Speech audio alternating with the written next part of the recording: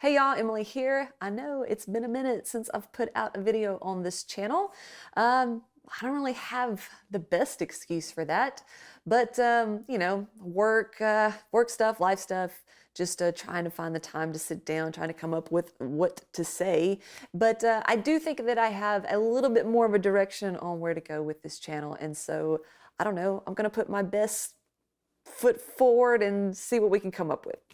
With that being said, still did a lot of reading this year to finish out the year anyways. And so I wanted to talk about those books. I've been seeing a lot of people's best of 2024, so I thought we would do something similar on those lines.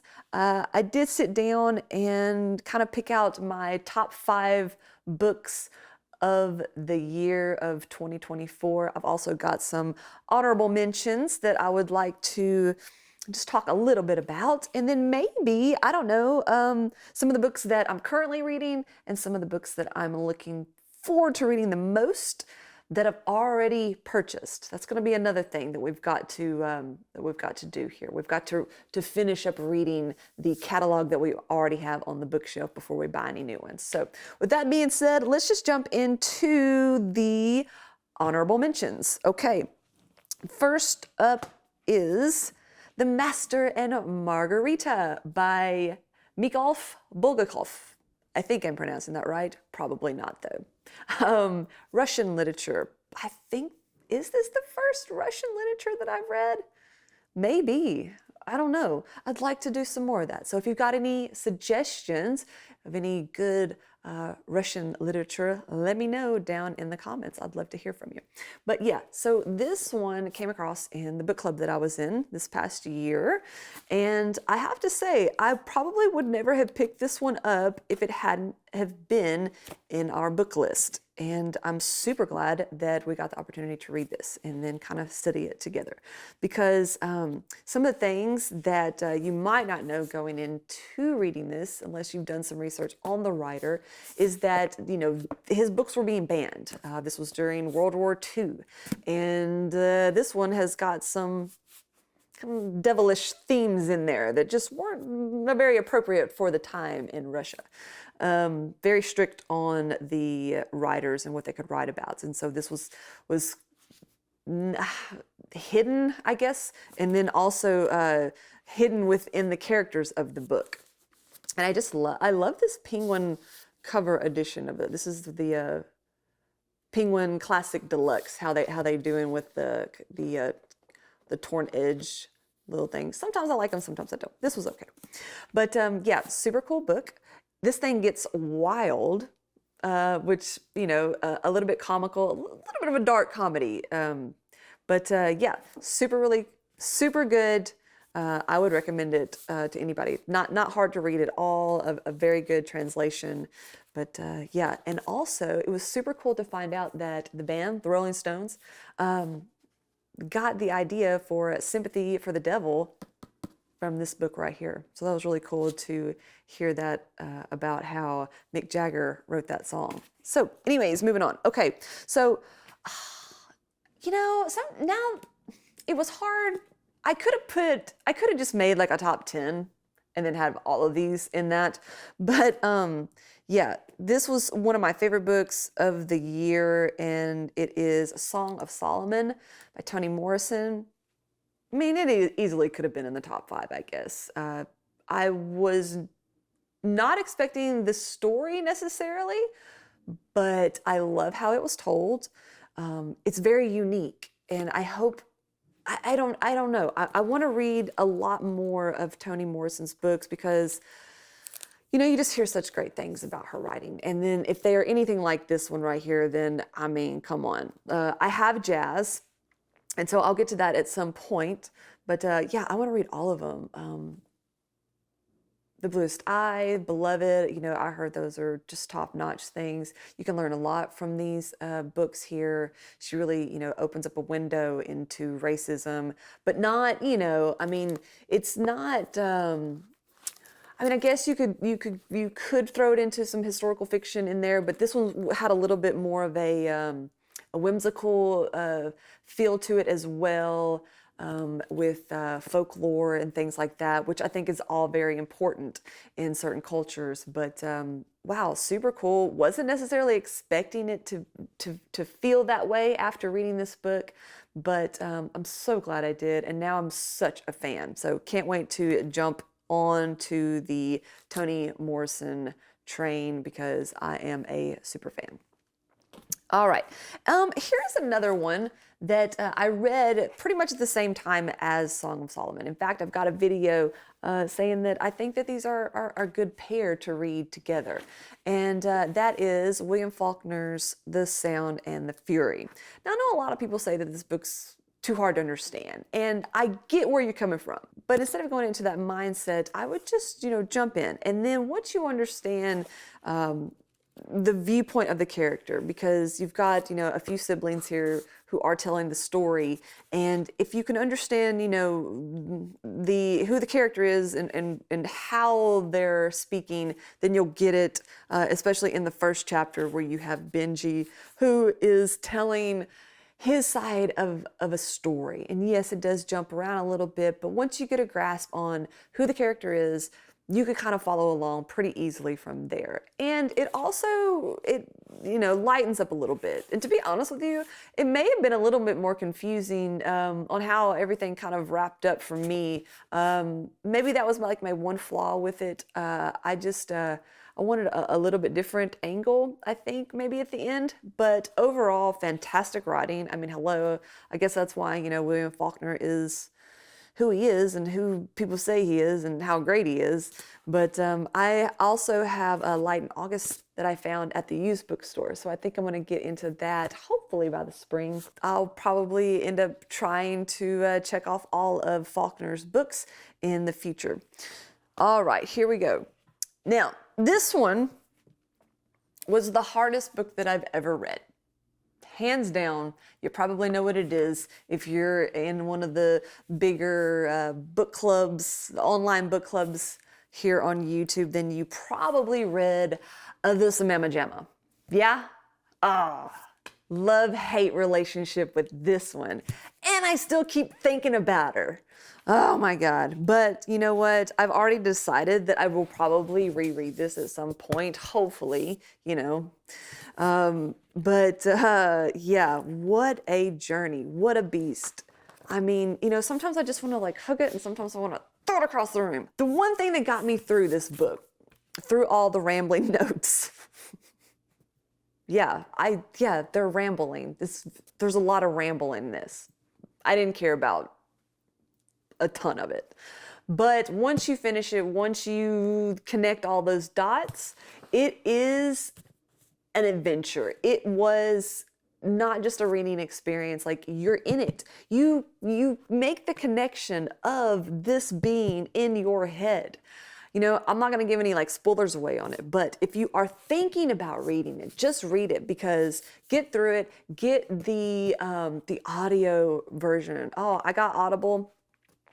And so I put that in when it would become a little bit eye spiraling, when I would have to read all of the notes. And so I just had someone read them for me. You get through it that way. And then it does kind of help a little bit in because there's a lot of characters, right? There's a ton of characters, and you do want to remember most of them. In their story and how they're all connected. So it is a good companion. You don't have to I wouldn't rely on the Audible version or just the audio version alone, because you want to sit with this. I mean, I took a lot of notes. I have a field notes full of stuff in here. But this is an experience. It's not just a book. It's not just a read. It is an experience. And when you're all finished with it, you're going to feel accomplished. You're going to feel like you got it.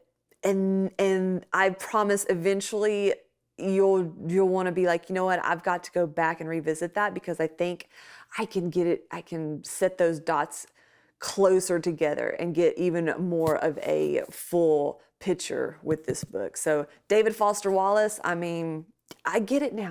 I get it. All right, so should we move on to the top 5? Or should we talk about what I'm reading now? Nah, let's just get into it. All right, so coming in at number 5 for the 2024 reading year, my reading year, was Percival Everett's James. I know this got a lot of hype. It got a lot of awards. It got a lot of recognition, and it's all deserving of that. This was an incredible book. I am a huge Huckleberry Finn fan, Mark Twain, everything. Love him. I will sit for hours and watch the Ken Burns documentary on him, or maybe it's just the PBS one. I don't know. But yeah, PBS documentaries is like my jam. So I was a little bit, I wasn't scared to read it, but you hype these things up, and when you hear reimagined, I don't know if it was a reimagined. I think it was just his story. I think we just got the missing piece, right? We just got the other character's story. So yeah, and I love the colors. These are like my favorite colors to go together. Oh, I just loved it.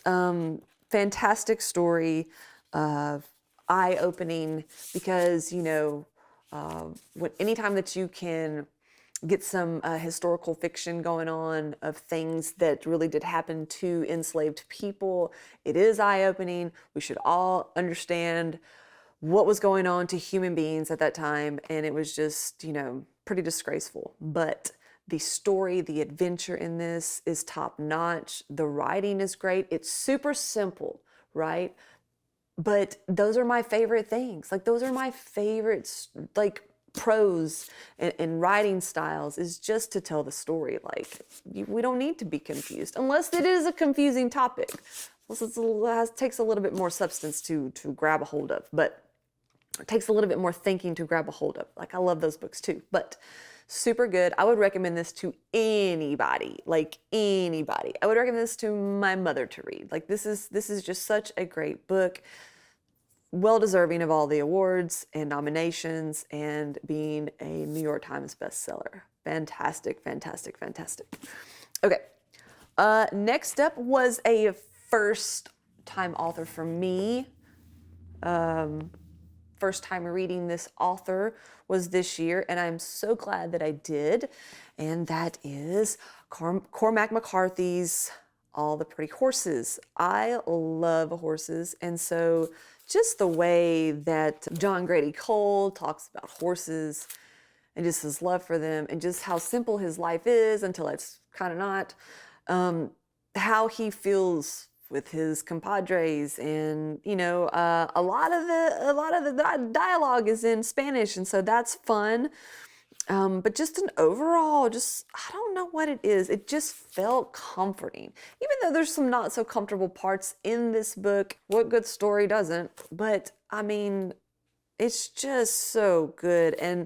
And Westerns, I love Westerns, and I've said that on this channel before. I love watching them. I love reading them. So yeah, it's just an all-around great book. I've got one of the books. I actually did I bring that one in here?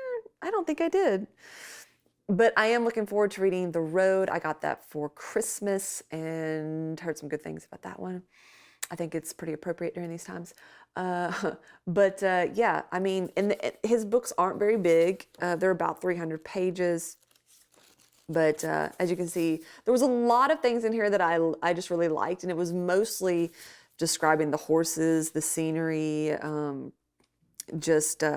some of John Grady's like inner thoughts, or the things that some things that may have been said to him that I just thought that were really good, and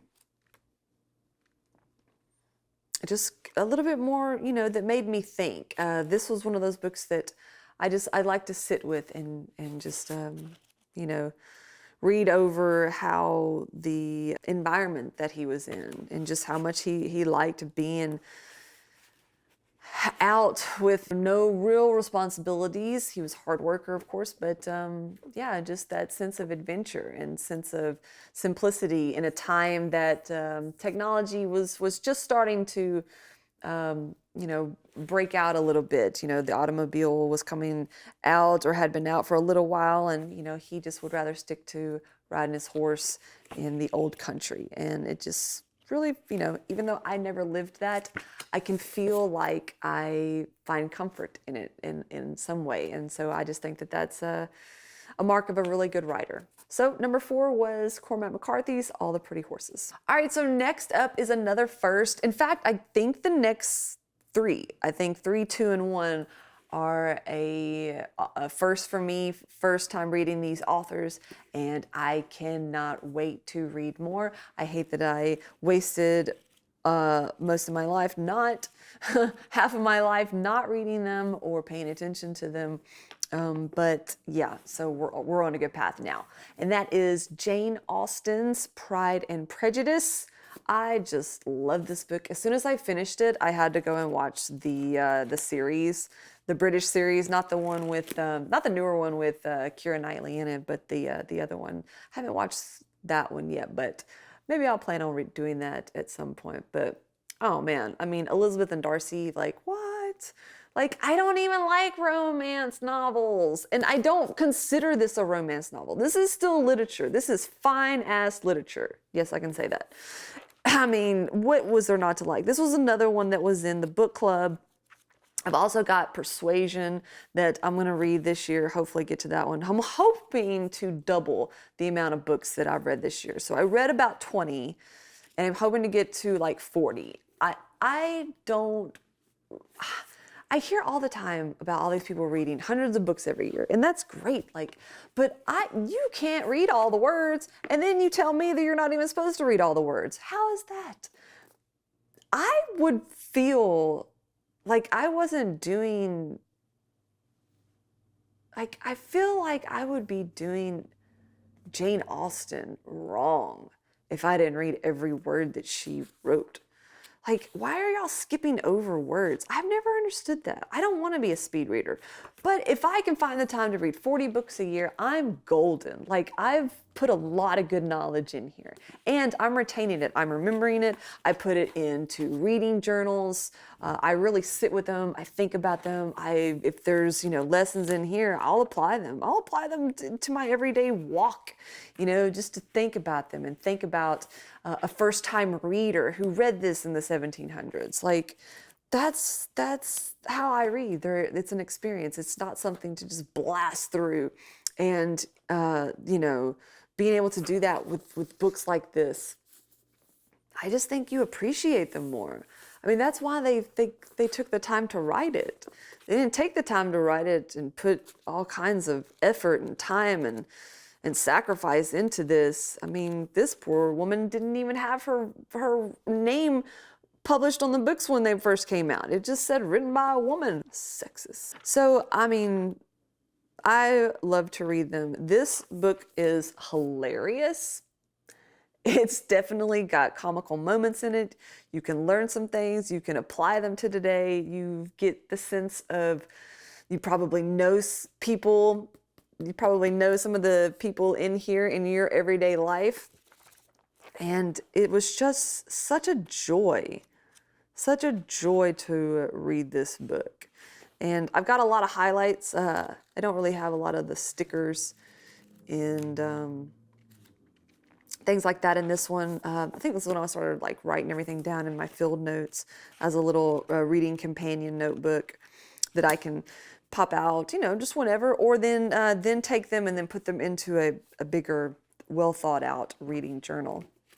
But oh my God, Jane Austen, I love her. And then while I was reading this one, I also would get on YouTube and look up all the different things of Jane Austen and found a super, super cool video. I don't even know where it is now, but it was where we kind of retraced her footsteps and all the houses that she lived and which ones where she wrote certain things. And oh my God, just love Jane Austen. Can't wait to read more of her. Okay, we're up to number 2. Yeah. My life has forever been changed by this author.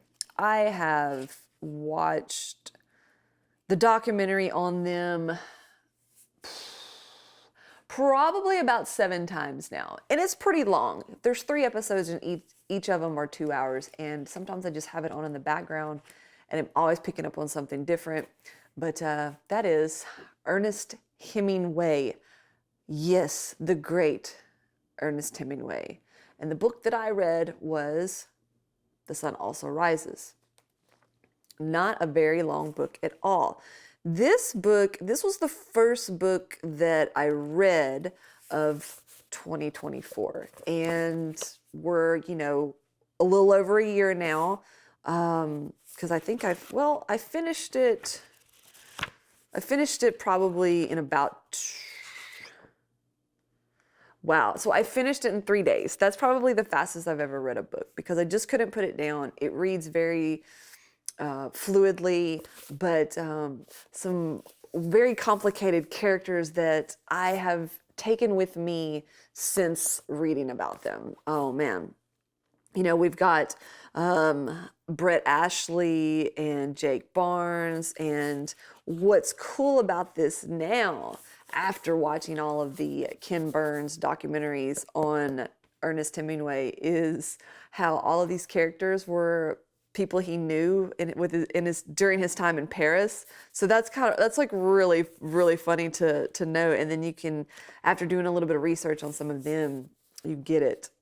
You get, like, he's just writing basically things that happened or that he wanted to happen, and then use certain things that the characters were dealing with, whether it be, just kind of an asshole or an alcoholic or, a womanizer or somebody who was lusting after someone who knew he couldn't pursue it. He changed the reason why in here, but oh man, I mean, I am forever an Ernest Hemingway fan. He is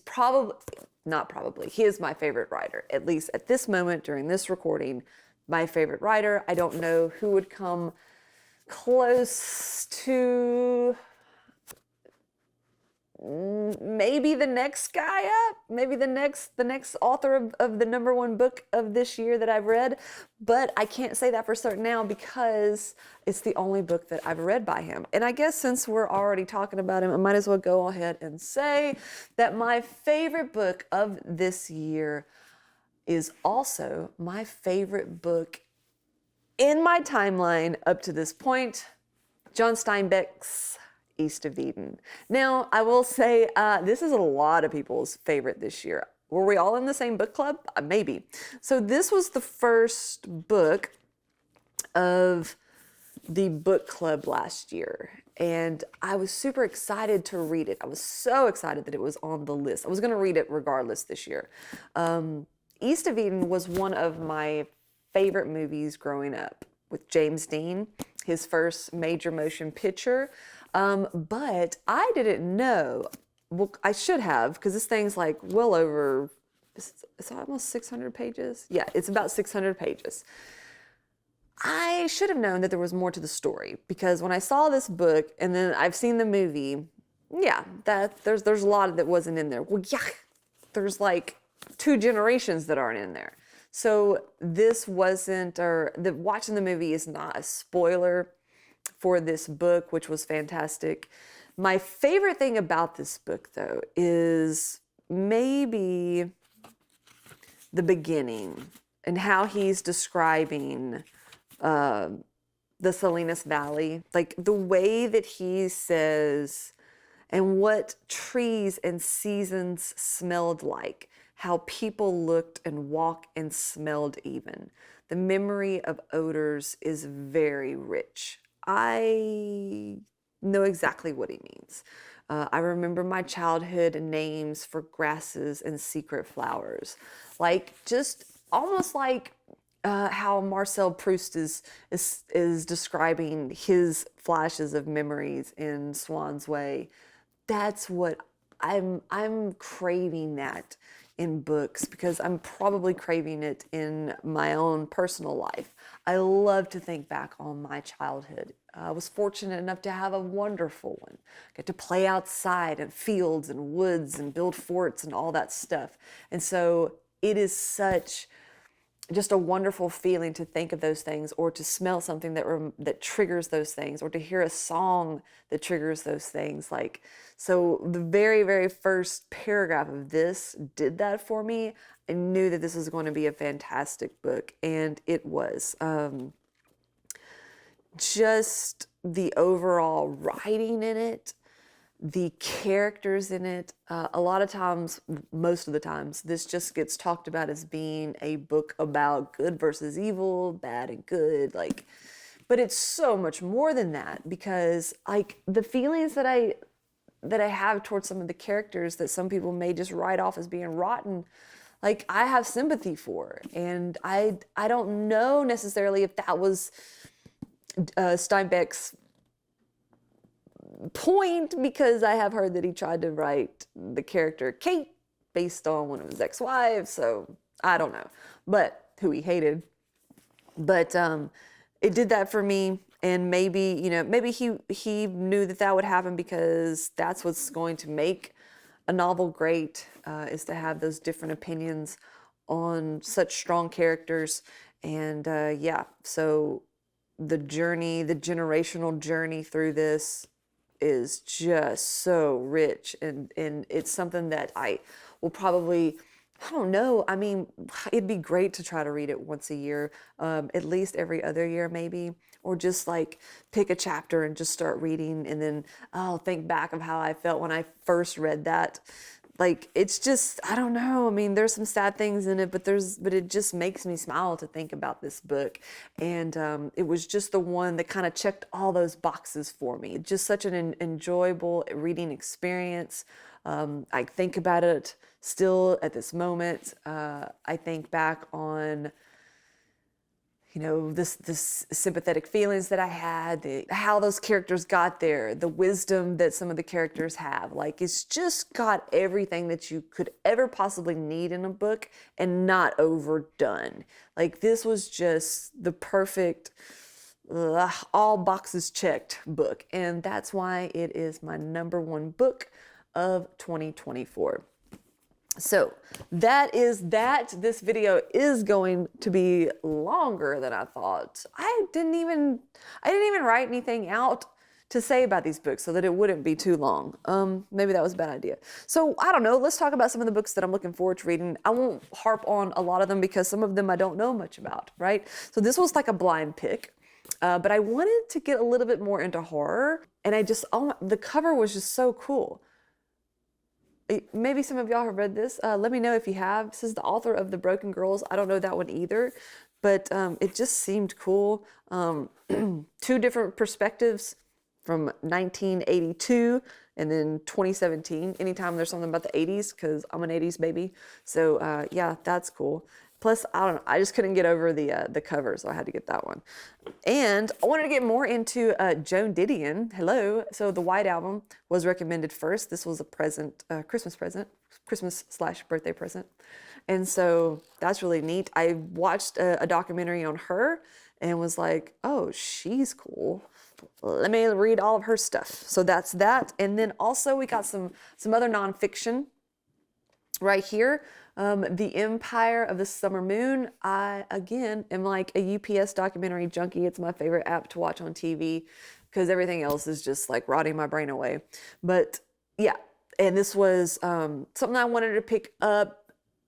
I can't remember why, but I wanted to read some more, you know, Native American history type things. I feel like I'm really lacking in the knowledge of that, and I think that's a bad thing. So I need to fill that up with some education on Native Americans, and this was recommended. I can't remember by who. It might have just been recommended in Goodreads. But anyways, so there's that. Can't wait to read it. What I'm currently reading right now, A Movable Feast, Ernest Hemingway. This has been really enjoyable. This is his, it's nonfiction because it's about his time in Paris, but I think he may have made up a couple of things, at least about some of the people. I mean, everybody in here is a real person. I mean, we've got Gertrude Stein, we've got James Joyce, even mentions a little bit of F. Scott Fitzgerald. Who else is in this book? Ezra Pound and John Quinn. So so far it's been really good. I'm like about halfway through, and then, you know, my field notes. I'm always using these. I love these ones. This is by the artist Rex Brasher. Let me just show you this because these are fantastic. I love field notes. Field notes just like do everything for you, and then these are the line ones. But they serve as like a bookmark. They're my reading companion because they're not necessarily my reading journal because I usually have a few of these out, and then I'll take them, maybe read over them, think about them, and then put them in all of my thoughts, what I read that day. It's not divided in any way, just sort of what I'll, just to help me, remember what I read and all that stuff. But if anybody's interested on like my system on that, let me know. I love talking about that stuff and notebooks and pens and shit like that. But anyways, Hard Rain Falling, Don Carpenter. This has been really enjoyable. I don't know if I knew anything about it going into it, just that it took place, kind of over a span of time, but pre-1960s. And so I love stuff like that. And so again, another reading companion, field notes. But this has been super good. I'll have probably both of those done by next week. But I'm also currently reading, oh, this is so good, Lonesome Dove. Like, oh my God, I don't know why it took me so long to read this, but yeah, Larry McMurtry, like, the characters in this book are just so good. It's just so fun to read. I know there's some things that happen, but like, it's a good read. It seems to read a lot faster than I'm used to, bigger books like this. But it's just been so enjoyable to read. I know that it's big, but I'm also reading The Count of Monte Cristo too. This one's been I put this one on hold for a little bit after I said I was going to read it, but I'm back into it now, and it's starting to pick up. We're starting to scheme a little bit here. It's been really good. I heard that it was easy to read, but for some reason, like, it took me a little bit. I don't know if it's the French words or whatever, but like I said, I'm not a very fast reader because my brain wants to read every word. I can't do like the expand my vision and only pick up on certain words and leave all the filler words out. I can't do that, but it's been really good so far. And I can't wait to like get into like to the meat of it because I think we're finally getting up the hill on what's really going on. But that's it, or at least that's all that I have with me right now. I've got like I said, some more Cormac McCarthy. I've got some more Toni Morrison. What else? There's a couple of other nonfiction books that I've got. I've still got Beartown to read. I have another Steinbeck, Canary Row. So there's a lot of things that are going to be keeping me busy, and I'll get on a regular scheduled program for these videos because I think I'm just gonna kind of just not really have like too much of a structure with these because it just gets a little lost on me sometimes when I think that I have to script out something. I have another channel that I have to do that with it calls for that a little bit more since it's more of a teaching educational type thing. But for this one, I don't want to do that. And so I just want it to be kind of just what's going on with reading, writing, maybe some notebook talks because I love watching those videos, and so I like talking about them. And sometimes I can't find videos that give me that quench that thirst that I'm looking for with them. So maybe I'll just try to make what I'm looking for and see if anybody else can relate to those, and then make some similar to that so we can all enjoy each other's thoughts on those types of things. But if you have made it this far, this video right now on my camera is way too long. So hopefully I can edit some things out. But anyways, if you did watch this, thanks so much. If you do like it, give me a thumbs up. If you've made it this far, you might as well go on and subscribe to the channel too, because that's free and we all like free stuff. So anyways, thanks for watching and hope to see you all in the next one.